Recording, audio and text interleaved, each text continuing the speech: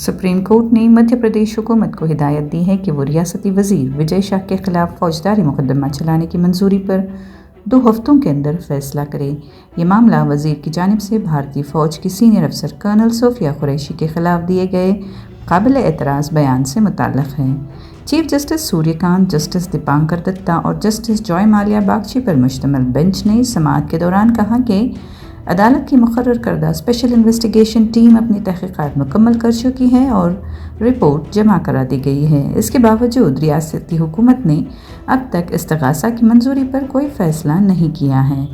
अदालत ने मध्य प्रदेश हुकूमत से सवाल किया कि जब तहक़ीक़ात मुकम्मल हो चुकी हैं तो फिर कार्रवाई में ताख़ीर क्यों की जा रही है।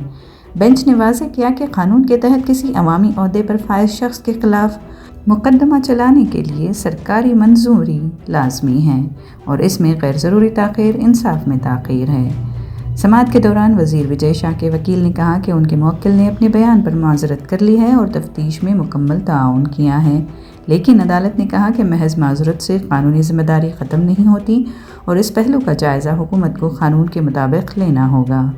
बताते चलें कि कर्नल सोफिया कुरैशी हालिया फ़ौजी कार्रवाइयों के बाद मीडिया ब्रीफिंग्स के बाइस नुमायां रही हैं और उनके खिलाफ दिए गए बयान पर मुल्क भर में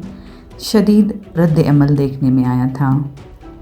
इस मामले पर पहले FIR दर्ज की गई, फिर सुप्रीम कोर्ट ने गैर जानिबदार तहक़ीक़ात के लिए SIT तश्कील दी और अब सुप्रीम कोर्ट ने मध्य प्रदेश हुकूमत को 2 हफ्तों की मोहलत दी है कि वो इस्तिग़ासा की मंजूरी पर फ़ैसला करके अदालत को आगाह करे, जिसके बाद